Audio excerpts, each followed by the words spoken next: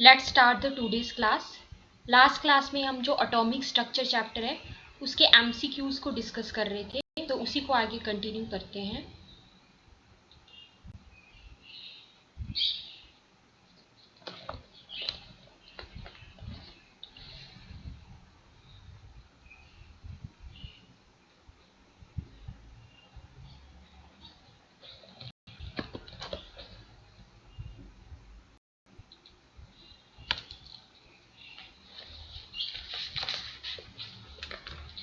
Last lecture में हम MCQ भी पढ़ रहे थे और मैं आपको उससे रिलेटेड कुछ कंसेप्ट्स भी बता रही थी। सबसे पहले हम कुछ क्वेश्चंस देखते हैं। फर्स्ट क्वेश्चन देखिए क्या है। In Bohr's orbit NH/2 indicates. Bohr's orbit में जो NH/2 है वो क्या इंडिकेट करता है, हम ऑलरेडी पढ़ चुके हैं बोहर्स के जो भी पॉस्टुलेट थे, है ना, उसके अकॉर्डिंग। सो आप बताइए, momentum, kinetic energy, potential energy या फिर angular momentum. Yes, everyone answer.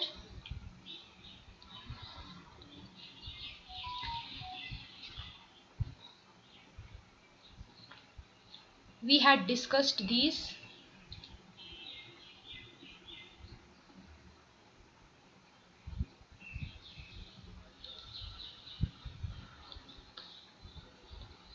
दो तीन बार हम इसका जो कंसेप्ट है वो पढ़ चुके हैं। All of you answer. Yes, all of you are right. That is your D option. This is option number D. जो हमारा NH/2 है ये इंडिकेट करता है एंगुलर मोमेंटम को। ठीक है, आपको मैंने बताया था एक रिलेशन जो कि बोहर के अकॉर्डिंग बनता है, वो क्या था, MVR is equal to NH/2 MVR is equal to NH/2 right. So यानी कि आप क्या बोल सकते हैं कि angular momentum of revolving electron is integral multiple of H/2 angular momentum of revolving electron is integral multiple of H/2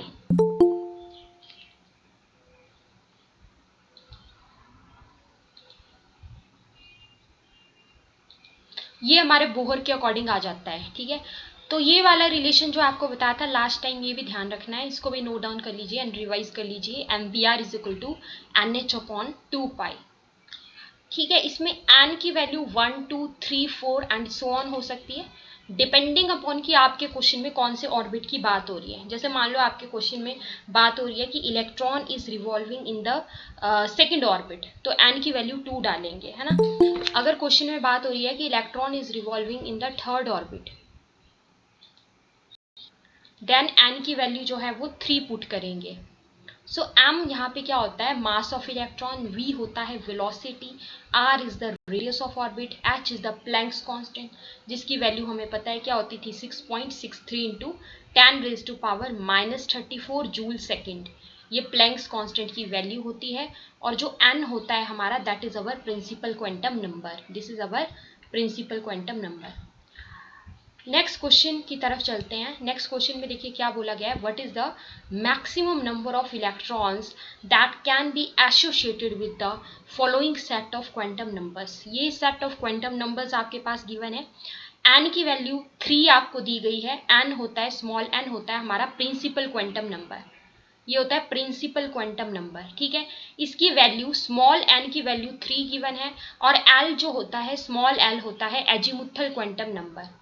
Small l is our azimuthal quantum number and जो हमारा स्मॉल m होता है वो क्या होता है, that is our magnetic quantum number, that is magnetic quantum number. ठीक है, तो ये वैल्यूज आपको गिवन है। आपको बोला गया है कि बताइए मैक्सिमम नंबर ऑफ इलेक्ट्रॉन्स जो है कितने होंगे यहाँ पे, what are the maximum number of electrons that are associated with the given set of quantum number. Yes, everyone answer. थोड़ा सा आप लोगों को इसमें लॉजिक लगाना है, simple. Yes, everyone try to answer. थोड़ा सा लॉजिक लगाना है आपको इसमें एंड सिंपल क्वेश्चन है, कोई एज सच कोई फॉर्मूला भी इसमें यूज नहीं होगा।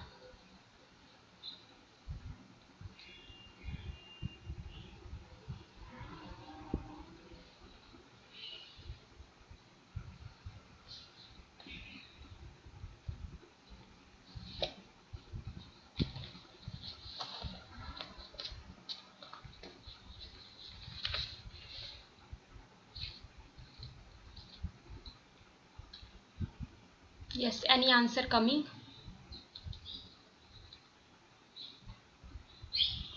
Anu का answer, Anu answered 10. No, it's not 10.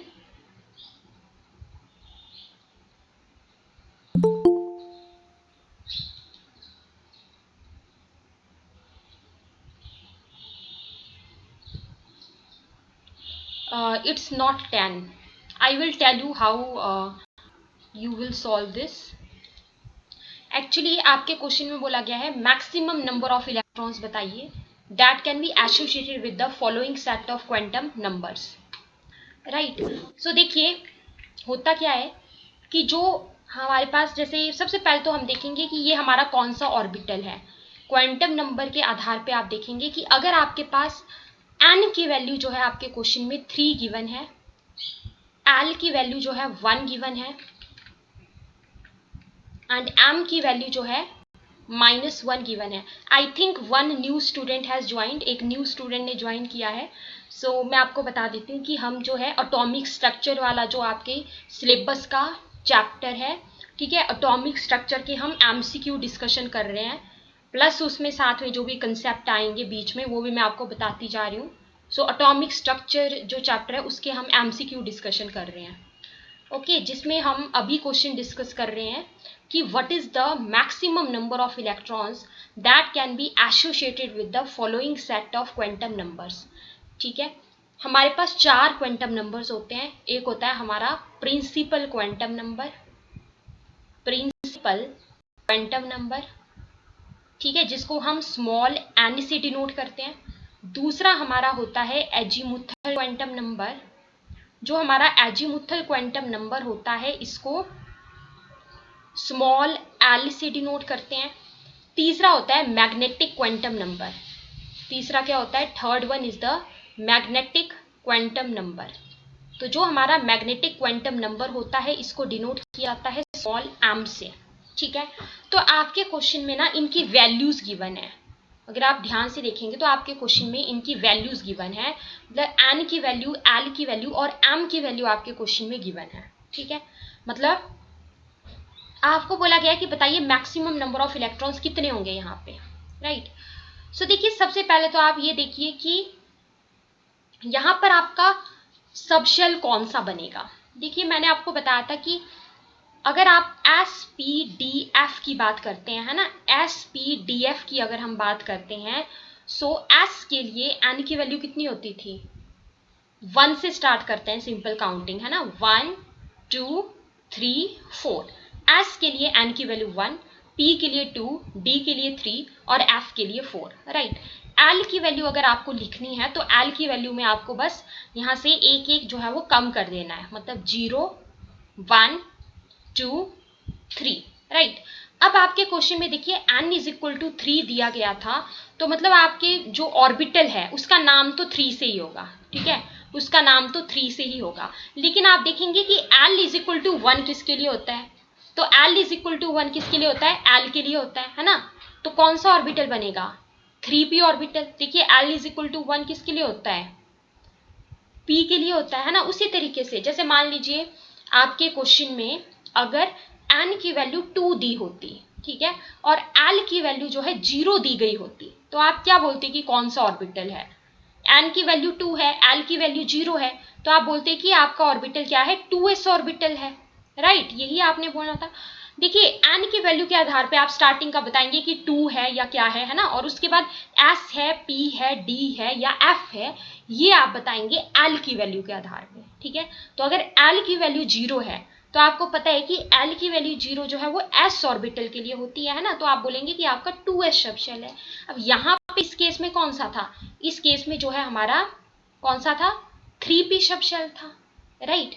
सो देखिए एक कोई पर्टिकुलर ऑर्बिटल जो होती है ना, वो मैक्सिमम 2 इलेक्ट्रॉन्स को अकोमोडेट कर सकती है। रिमेंबर, एक कोई पर्टिकुलर ऑर्बिटल होती है ना, जैसे यहाँ पे आपके पास 3p वाला बन जाएगा, तो एक ऑर्बिटल जो होती है कोई पर्टिकुलर, वो अकोमोडेट करती है मैक्सिमम कितने इलेक्ट्रॉन्स अकोमोडेट कर सकती है, 2 इलेक्ट्रॉन्स अकोमोडेट कर सकती है ना। सो ये मैंने एक्स्ट्रा आपको ये बता दिया कि यहाँ पे 3p सबशेल बनेगा, कैसे बनेगा, ठीक है। 3p सबशेल क्यों है, हमने n और l की वैल्यू के आधार पे यहाँ पे ये चीज बताई है। I hope clear. Okay, you didn't see the value of l।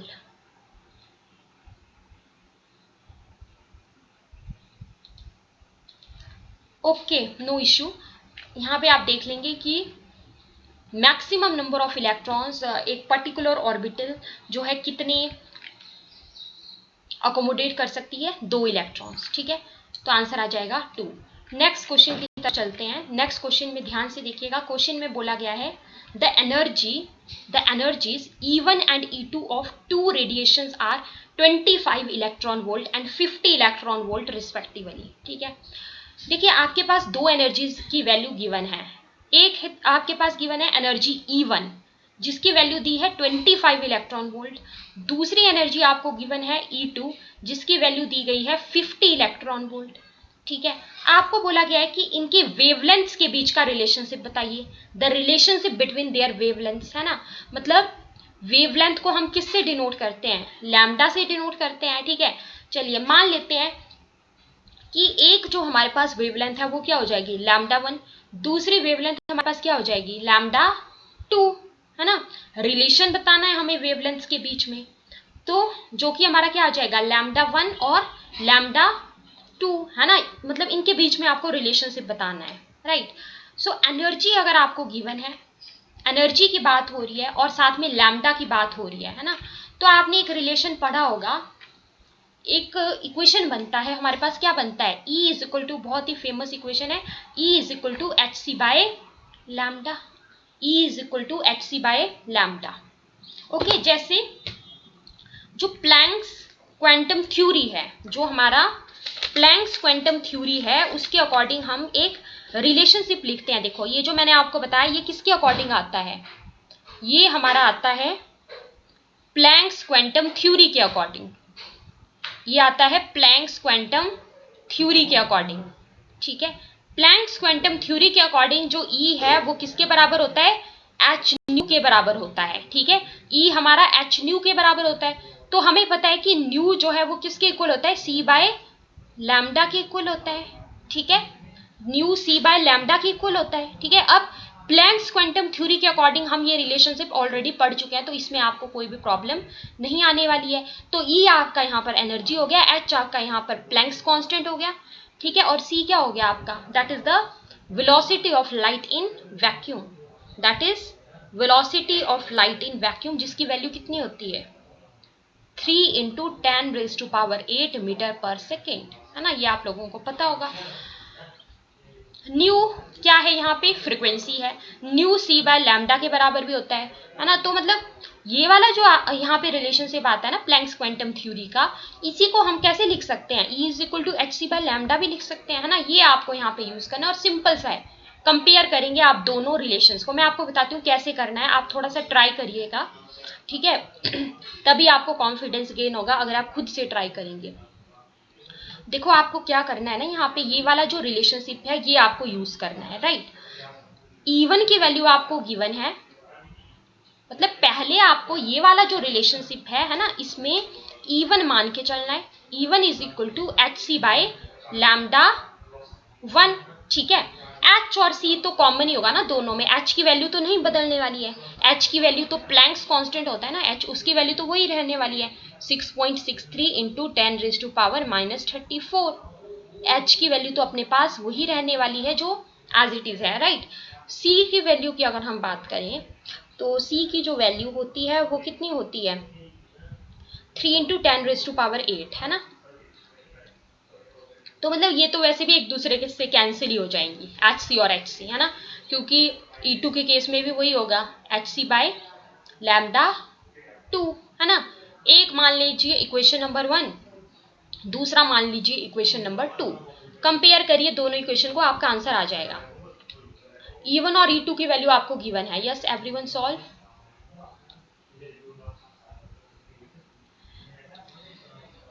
Electronic configuration of atom and electronic configuration of element same होता है क्या? ये आपका क्वेश्चन है। देखिए जो एटम का इलेक्ट्रॉनिक कन्फिग्रेशन और एलिमेंट का बोल रहे हो आप ना, देखो सेम ही मतलब हुआ ना, जैसे अगर आप हाइड्रोजन का लिख रहे हैं, मतलब मैं आपको बताती हूँ, लेट मी क्लियर यू। जैसे मान लीजिए आपको बोला हाइड्रोजन है ना, हाइड्रोजन, अब ये एच है ना, तो इसका ये क्या हुआ, ये हाइड्रोजन एटम हो गया आपका, ठीक है। अगर H2 की हम बात करें तो H2 क्या हो गया आपका, हाइड्रोजन मॉलिक्यूल हो गया, राइट। ये क्या हो गया, हाइड्रोजन मॉलिक्यूल हो गया, ठीक है। अब आपके पास मान लो मैं ऐसे N लिख रही हूँ और N2 लिख रही हूँ, तो ये N मेरे पास क्या हो गया, नाइट्रोजन एटम, ये वाला N2 मेरा क्या हो गया, नाइट्रोजन मॉलिक्यूल, ठीक है। अब मान लीजिए मेरे को इसकी मतलब हाइड्रोजन एटम है ना, या फिर मैं इसको एलिमेंट बोल देती हूँ, मतलब एक अगर है तो एटम बोल दिया है ना, और अगर H2 है तो क्या बोल दिया, मॉलिक्यूल। तो ऑब्वियसली सेम ही होगा ना, H हाइड्रोजन एटम बोल रही हूँ मैं या हाइड्रोजन एलिमेंट बोल रही हूँ, कॉन्फ़िगरेशन में कहाँ चेंज आएगा, 1s1 ही तो रहेगा, है ना, दोनों में। So that's the thing, I hope you got this thing.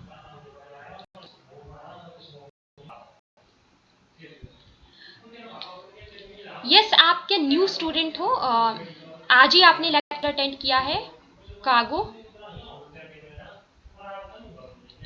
Have you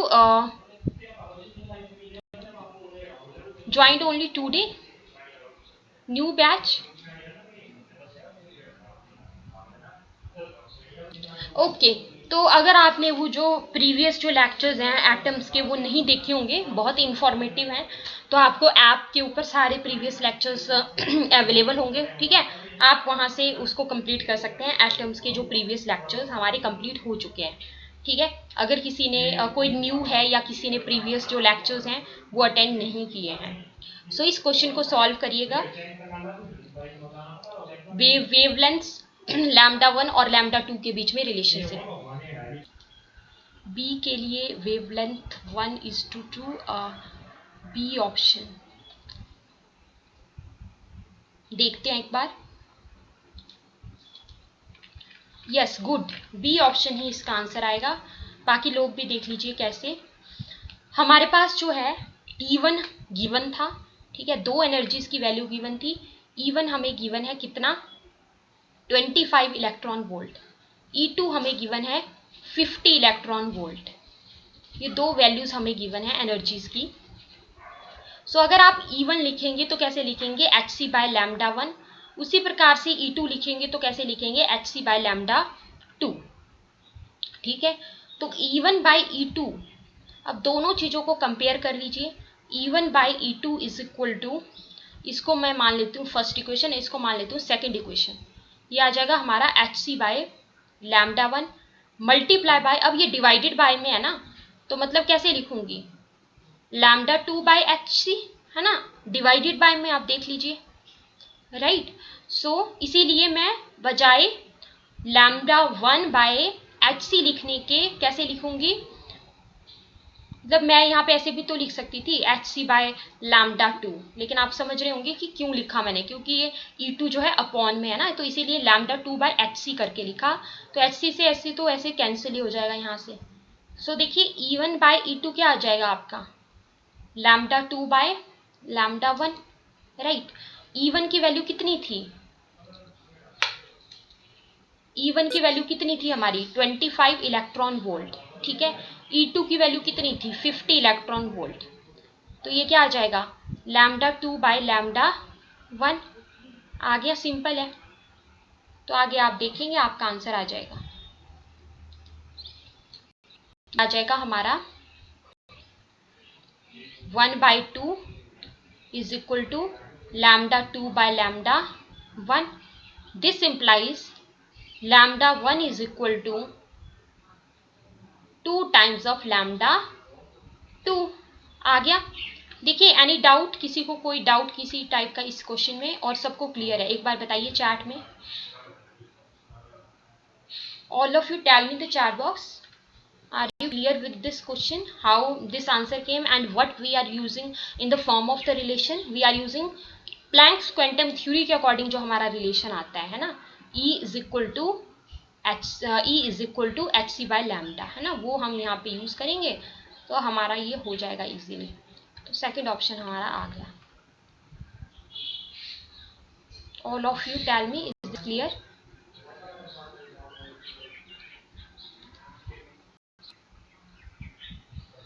okay. Hello ma'am. Yes yes, tell me. Hello ma'am. Yes yes, tell me. और मैम आगे मेरा थोड़ा net. I hope this is clear. So next question की तरफ चलते हैं। Question number 4, इसमें आपको क्या बोला गया है? The energy of an electron, the energy of an electron. Ma'am hydrogen element बोलो या एटम बोलो, कॉन्फ़िगरेशन जो 1s1 ही रहेगा ना? Yes yes yes yes, same ही रहेगा। यस, सेम ही रहेगा। क्लियर? Any doubts? यस, बिल्कुल सही आपका आंसर आपने बताया, सी ऑप्शन ही इसका आंसर होगा। अब देखिए क्यों। अगर हम बात करते हैं 2p ऑर्बिटल की, ठीक है, अगर आप 2p ऑर्बिटल में देखें, सो देखिए 2p में अगर हम देखें तो 2p जो है, ये जो जैसे आपने आंसर बताया, रीजन बताया, बिल्कुल सही है ना? सेम ऑर्बिटल है, द ऑर्बिटल्स आर डीजनरेट, मतलब जो 2p है ना, वो 2p x भी हो सकता है ना? 2p आपको ये पता होगा, तीन यही होते हैं, 2p y होता है, 2p z होता है हमारे पास, है ना? तो इन सब की जो एनर्जीज होती हैं वो क्या होती हैं? सेम होती हैं, राइट? जैसे हमारा जो p वाला जो शब्दशैल होता है ना, p शब्दशैल जो होता है आपके पास, उसके पास जो है वो 3 ऑर्बिटल्स होती हैं। p subshell has 3 orbitals. कौन कौन सी? एक होती है हमारी px, दूसरी होती है py, तीसरी होती है pz। ये 3 होती हैं। और जो हमारा s होता है ना, s का तो एक ही होता है। s के केस में तो एक ही स्फेरिकल ऑर्बिटल होती है ना? आपने कभी सुना है ऐसे क्या? sx, sy? नो। सो जो हमारा s शब्दशैल होता है, s subshell has only one spherical orbital. s subshell के केस में सिर्फ एक ही स्फेरिकल ऑर्बिटल होती है। और अगर हम बात करते हैं d शब्दशैल की, d शब्दशैल के केस में 5 ऑर्बिटल्स होती हैं, 5 ऑर्बिटल्स, ठीक है? अब 5 ऑर्बिटल्स कौन कौन सी होती हैं d के केस में? ये एडिशनल चीजें बता रही हूँ। जैसे कि आप देखिए, जैसे d xy, है ना? या फिर d वाई जेड, वाई के बाद जेड आता है ना, तो डी वाई जेड। इसके अलावा डी जेड एक्स, जेड आ गया ना तो पहले वाला ले लो, फिर एक्स ले लो, डी जेड एक्स। और D X square minus Y square, D X square minus Y square, and D Z square, यही आते हैं। सो देखिए जो p शब्दशैल है that has 3 orbitals, px, py, pz, ठीक है? एस शब्दशैल जो होता है उसके केस में सिर्फ एक ही होता है ना, एक ही स्फेरिकल ऑर्बिटल होता है, राइट? आपको लास्ट लेक्चर्स में मैंने ये ऑर्बिटल्स की शेप के बारे में भी बता दिया है, और आपके प्रीवियस टीजीटी के एग्जाम में जो है ये क्वेश्चन आया था, शेप्स के ऊपर क्वेश्चन आया था, है ना?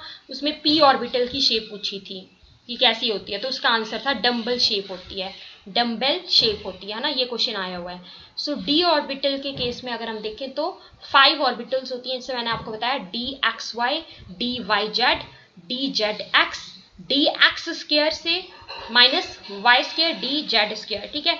तो मतलब एक ऑर्बिटल जो है, ये जो ऑर्बिटल्स हैं ये क्या है? डीजेनरेट, है ना? So the energy of an electron of the 2p y orbital is same as that of the other one, है ना? सबकी सेम ही होगी। सो क्या आंसर आ जाएगा? Same as that of 2px and 2pz orbitals. Next चलिए क्वेश्चन नंबर नेक्स्ट देखिए, इसको ट्राई करिएगा। The wavelength of a particular transition of hydrogen atom is 400 nanometer. What can be the wavelength of helium positive for the same transition?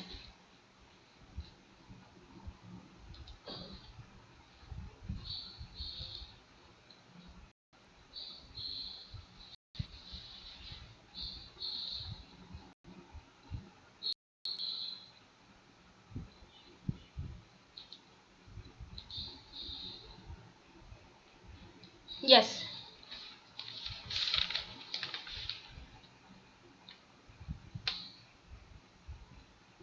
ये solve करिए और answer बताइए। Relation क्या use होगा, ये वाला पढ़ा है आपने, इसको नोट करिए, ये बहुत इंपॉर्टेंट है। 1/λ is equal to RH, note it down, ये जो मैंने बॉक्स के अंदर एनक्लोज किया रिलेशन।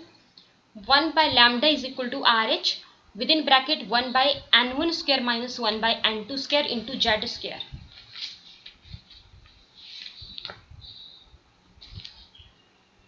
ये RH क्या होता है आपका, रिडबर्ग कांस्टेंट होता है ना। RH क्या होता है यहाँ पे, रिडबर्ग कांस्टेंट होता है।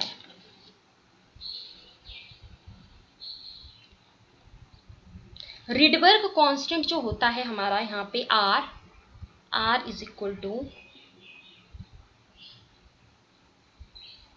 रिडबर्ग कांस्टेंट, और इसकी जो वैल्यू होती है वो कितनी होती है, वो होती है 109677। ठीक है, 109677, इसकी हम इतनी वैल्यू जो है पुट करते हैं रिडबर्ग कांस्टेंट की 109677, राइट। और यहाँ पर जो जेड है आपका, जेड आपका क्या आ जाएगा यहाँ पे, जो एटॉमिक नंबर होगा, है ना। जैसे हाइड्रोजन की बात हो रही है तो हाइड्रोजन एटम की बात हो रही है तो आप एटॉमिक नंबर यहाँ पर जेड के प्लेस पे आप 1 पुट करेंगे। ठीक है। अच्छा, जो हमारा यहाँ पर एन होगा, है ना, उसकी जो वैल्यूज हैं वो क्या क्या हो सकती हैं, मैंने आपको एक लेक्चर में बताया था, एक बार फिर से रिमाइंड करवा देती हूँ। सीरीज बताई थी आपको, ठीक है, एक बार फिर से रिमाइंड करवा दे रही हूँ मैं वो वाली चीज, फिर वापस से क्वेश्चन के ऊपर।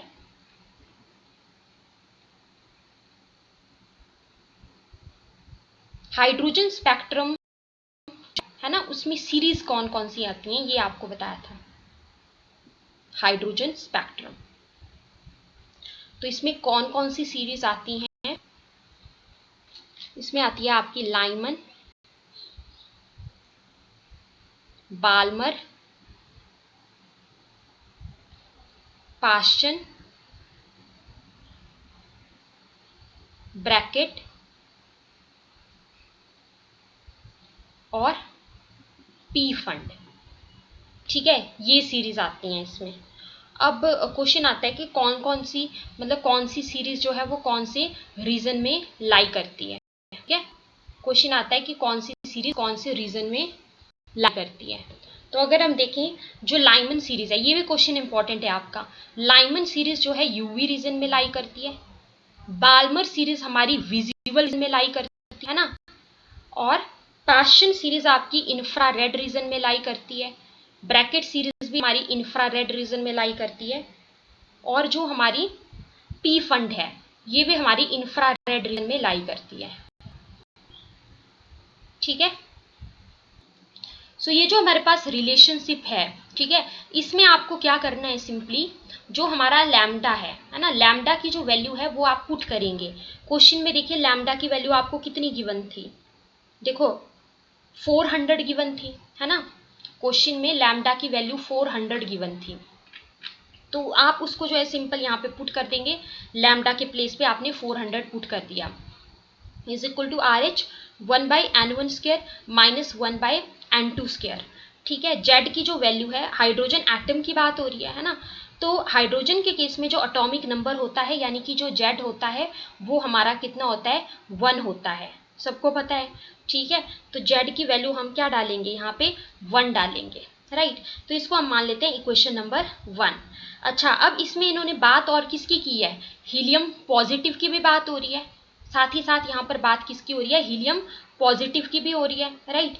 तो हीलियम पॉजिटिव की बात यहाँ पर हो रही है, तो देखिए यहाँ पर आप एक प्लेस पे क्या लिखेंगे, 1/1 बाय लैम्डा, लैम्डा किसके लिए, हीलियम पॉजिटिव के लिए, ठीक है, which is equal to RH 1/n1² minus 1/n2², यहाँ पे भी एज इट इज है, ठीक है। अब देखिए हीलियम का एटॉमिक नंबर सबको पता है कितना होता है 2, है ना, तो Z² की जगह पे क्या आएगा 2²। तो मतलब एक केस हमारे पास किसके लिए हो गया, हाइड्रोजन के लिए। दूसरा केस हमारे पास किसके लिए हो गया, दूसरा केस हमारे पास यहाँ पर हो गया है दूसरा केस हमारे पास हो गया है हमारे हीलियम के लिए, है ना। तो हीलियम के लिए जो है कितना होता है 2 होता है एटॉमिक नंबर, राइट। तो मतलब हमने सिंपल ये रिलेशन यूज करना है 1/λ is equal to RH 1/n1² minus 1/n2² into Z²। Lambda की वैल्यू हमें क्वेश्चन में 400 गिवन है, वो हम यहाँ पे डालेंगे, ठीक है। और फिर RH 1/n1² minus 1/n2² as it is. Hydrogen के केस में एटॉमिक नंबर 1 होता है, तो हमने यहाँ पे 1² कर दिया 1 अब देखिए दूसरी यहाँ पर बात हीलियम की हो रही थी, तो हमने जो है यहाँ पर हीलियम के लिए भी लिखा 1/λHe पॉजिटिव, मतलब हीलियम के लिए which is equal to RH 1/n1² minus 1/n2², ठीक है। और यहाँ पर हम जो है Z की वैल्यू हीलियम के लिए 2 होती है ना, तो 2 डाल देंगे। अब दोनों केसेस हमने अलग अलग ले लिए हैं, ठीक है। तो इक्वेशन नंबर फर्स्ट और सेकंड हमारे पास बन गई। सिंपल क्या करेंगे, on dividing equation number 1 by equation number 2, तो हमारे पास देखिए क्या आ जाएगा, ये वाली चीजें तो कॉमन ही है ना, RH और ये RH है ना, 1/n1² माइनस 1/n2² भी कॉमन ही है, राइट। तो जब आप इसको सॉल्व करेंगे तो देखिए बहुत इजी है, क्या आ जाएगा 400/2², यही आएगा, है ना। तो 400/4 सॉल्व करिएगा, कितना आ जाएगा 100 नैनोमीटर। सो इस टाइप के क्वेश्चन अगर आपको आते हैं तो आपको बिल्कुल भी कंफ्यूज नहीं होना है ना। ऐसे ट्रांजिशन से रिलेटेड क्वेश्चन आते हैं, और अगर वेवलेंथ पूछ लेता है तो आप इस फॉर्मूले को सिंपल यूज करेंगे, तो इस क्वेश्चन का आंसर आ जाएगा 100 nanometre. Tell me everyone, is this clear to all of you? Can be proceed to our next question. Next question आप देखिए, नेक्स्ट क्वेश्चन आपको बोला गया है smallest wavelength occurs for. Smallest wavelength किसके केस में होती है ये पूछा गया। ऑप्शंस दिए गए हैं Lyman series, Balmer series, Paschen series या फिर ब्रैकेट सीरीज, ये आपसे पूछा गया है। सो देखिए यहाँ पे स्मॉलेस्ट वेवलेंथ किसके केस में होगी। स्मॉलेस्ट वेवलेंथ जो सीरीज होती है ना, सीरीज का सीक्वेंस मैंने आपको अभी बताया, क्या सीक्वेंस होता है, लाइमन, बाल्मर, पास्चन, ब्रैकेट और पी फंड, ठीक है, यही सीक्वेंस होता है ना सीरीज का। मैंने ये सीरीज आपको बताई हाइड्रोजन स्पेक्ट्रम के केस में, ठीक है। और यहाँ पर ये भी बताया कि अगर क्वेश्चन पूछेगा कि लाइमन सीरीज कौन सी रीजन में लाई करती है, तो आप बोलोगे यूवी रीजन में, बाल्मर विजिबल रीजन में लाई करती है, ठीक है। और नेक्स्ट जो आगे की 3 थी वो हमारी इंफ्रारेड रीजन में लाई करती है ना। ये आप बी वी से याद रख सकते हैं, बी और वी का साउंड सेम आता है, तो बाल्मर सीरीज अपनी विजिबल रीजन में लाई करती है, राइट। तो यहाँ पर देखिए जैसे जैसे हम ना मतलब लाइमन से बाल्मर की तरफ जाते हैं, आप एरो देखिए, जैसे जैसे हम यहाँ पे लाइमन से आगे जा रहे हैं, बाल्मर फिर पास्चन फिर ब्रैकेट फिर पी फंड, है ना। तो क्या होता है वेवलेंथ बढ़ता जाता है, यहाँ पे लैम्डा हमारा यहाँ पे बढ़ता जाएगा, राइट। ये आपको ध्यान रखना है। अच्छा एक चीज और यहाँ पर देखिए, जो हमारा N1 होता है उसकी जो वैल्यू होती है ना वो फिक्स्ड होती है इनके लिए। मतलब जैसे लाइमन सीरीज हमारी पहली सीरीज है तो उसके लिए जो N1 की वैल्यू है वो 1 होगी। अच्छा बाल्मर सीरीज हमारी दूसरी सीरीज है तो उसके लिए जो N1 की वैल्यू होगी वो 2 होगी, है ना। जो हम ऐसे फॉर्मूला में लिखते हैं ना 1/n1² माइनस 1/n2², जैसे जिसमें मैंने आपको बताया है ना अभी फॉर्मूला जो हमने डिस्कस किया, तो N2 की वैल्यू जो है वो 2 होती है, N1 की वैल्यू 2 होती है बाल्मर सीरीज के लिए। वैसे ही पास्चन के लिए N1 की वैल्यू जो है वो 3 होगी। फिर उसके बाद नेक्स्ट सीरीज हमारी आ जाएगी ब्रैकेट सीरीज, तो ब्रैकेट सीरीज हमारी आएगी, तो ब्रैकेट सीरीज के लिए हमारी जो N1 की वैल्यू होगी वो अपनी 4 होगी। फिर उसके बाद हमारा नेक्स्ट सीरीज क्या आएगा, P fund series. P fund series के लिए जो N1 की वैल्यू होगी अपनी वो कितनी होगी, 5 होगी, है ना। इसी तरीके से हमारे पास वैल्यूज थी, राइट। तो बेसिकली अगर हम बात करें N2 की वैल्यूज की अब इनके लिए, ठीक है, N2 की वैल्यूज की बात करें अगर हम इनके लिए, तो जो हमारी लाइमन सीरीज होती है, तो देखिए लाइमन सीरीज के लिए मैंने बताया n1 की वैल्यू कितनी है हमारी 1, वो तो फिक्स्ड है। लेकिन n2 की वैल्यू जो है 1 के बाद क्या आता है 2, है ना। तो n2 की वैल्यू लाइमन के लिए 2, 3, 4 एंड सो ऑन हो सकती है। क्या हो सकती है 2, 3, 4 एंड सो ऑन हो सकती है।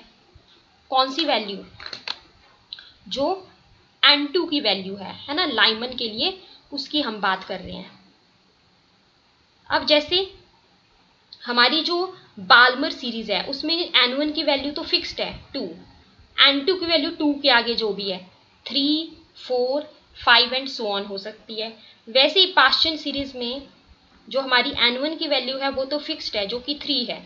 n2 की वैल्यू यहाँ पर भी 4, 5, 6 एंड सो ऑन हो सकती है। ब्रैकेट सीरीज में अगर हम देखें तो इसमें n1 जो है वो फिक्स्ड है, दैट इज 4, n2 की वैल्यू फिर आगे जाके 5, 6, 7 एंड सो ऑन हो सकती है। ठीक है, वैसे ही अगर हम पी फंड में देखें तो n1 की वैल्यू तो 5 है ना, n2 की वैल्यू जो है वो 6, 7 एंड सो ऑन हो सकती है। इस तरीके से हमारा चलेगा ये सारा का सारा। तो वेवलेंथ जो है आपकी बढ़ती जाएगी। तो अब आप इस क्वेश्चन का आंसर जो है बता सकते हैं। क्या आंसर होगा इसका, स्मॉलेस्ट वेवलेंथ अकर्स फॉर। तब आपसे अगर हाईएस्ट पूछे तब भी आप बता सकते हैं, और अगर आपसे लोएस्ट पूछा जाए तब भी आप बता सकते हैं। Yes everyone answer.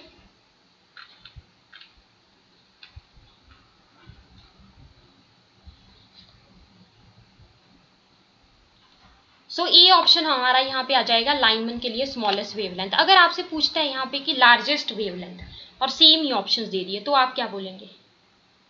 सेम ही ऑप्शन दे दिए गए और पूछ लिया कि लार्जेस्ट वेवलेंथ बताइए किसकी होगी, then what will be your answer.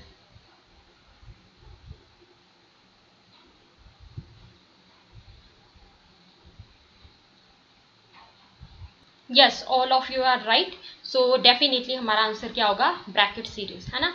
अगर हमारे से यहाँ पे लार्जेस्ट वेवलेंथ पूछ लिया गया। नेक्स्ट चलते हैं क्वेश्चन नंबर नेक्स्ट जो हम करेंगे वो एक न्यूमेरिकल बेस्ड क्वेश्चन रहेगा। सो इस क्वेश्चन में देखिए हमें क्या बोला गया है, the value of the Planck's constant is. Planks constant की वैल्यू आपको गिवन है 6.63 into 10⁻⁻34 joule second. The speed of the light is, speed of the light की वैल्यू भी आपको गिवन है कितनी, 3 इंटू 10⁻17, ये आपको गिवन है। ठीक है, अच्छा आगे बोला है which value is closest to the wavelength in nanometer of a quantum of light with the frequency of, frequency जो न्यू होता है उसकी वैल्यू आपको दी गई है 6 इंटू 10⁻15। क्या बोला है, which value is closest to the wavelength in nanometer, मतलब इनडायरेक्टली आपको यहाँ पे बोला गया है कि आपको निकालना क्या है, वेवलेंथ निकालना है ना। देखो बोला है which value is closest to the wavelength in nanometre, मतलब नैनोमीटर में आपको वेवलेंथ निकालना है। ठीक है, और फ्रिक्वेंसी आपके पास गिवन है। तो आप सोचिए कि अगर आपके पास जो है क्वेश्चन में इन्होंने गिवन चीजें क्या क्या है, एच गिवन है, प्लैंक्स कांस्टेंट देखिए आपको गिवन है, स्पीड ऑफ लाइट आपको गिवन है, ठीक है, और न्यू आपको गिवन है। तो हम क्या यूज कर सकते हैं यहाँ पे, मैंने आपको बताया था कि न्यू जो है हमारा c बाय लैम्डा के बराबर होता है ना। जो हमने अभी अभी रिलेशनशिप पढ़ा E is equal to H nu वाला रिलेशनशिप हमने पढ़ा ना, उसमें भी आपने देखा कि न्यू मैं किसके बराबर ले रही थी, c बाय लैम्डा के बराबर ले रही थी, है ना। तो न्यू हमारा c बाय लैम्डा के बराबर होता है। क्लियर है ये बात। अब यहाँ से आप जो है लैम्डा को निकाल सकते हैं, सिंपल आप रीअरेंज करेंगे तो लैम्डा क्या आ जाएगा आपका, ट्राई करिए, c बाय न्यू आ जाएगा। ठीक है, तो अब यहाँ पर आपको c की वैल्यू गिवन है। ये रिलेशन हम क्यों यूज कर रहे हैं, क्योंकि यहाँ पर हमें c की वैल्यू गिवन है, स्पीड ऑफ लाइट की वैल्यू आप देख सकते हैं आपको गिवन है। ठीक है, और आपको प्लैंक्स कांस्टेंट की वैल्यू दी भी गई है, प्लैंक्स कांस्टेंट की वैल्यू आपको गिवन है। ठीक है, बट इसका यहाँ पे कोई यूज नहीं है। फ्रिक्वेंसी की वैल्यू जो है गिवन है 6 इंटू 10⁻15, है ना। तो जब आप वैल्यूज को पुट करेंगे तो आपका आंसर आ जाएगा।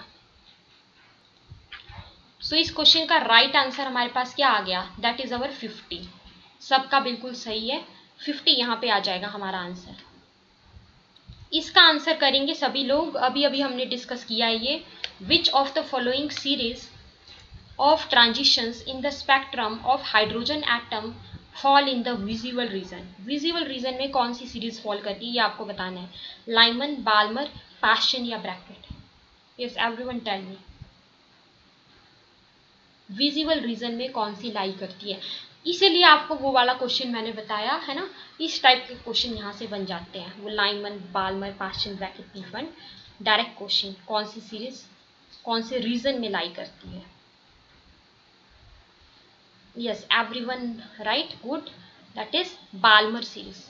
कौन सी सीरीज यूवी रीजन में लाई करती है इसमें से, ये बताइए अब, यूवी रीजन में कौन सी लाई करती है।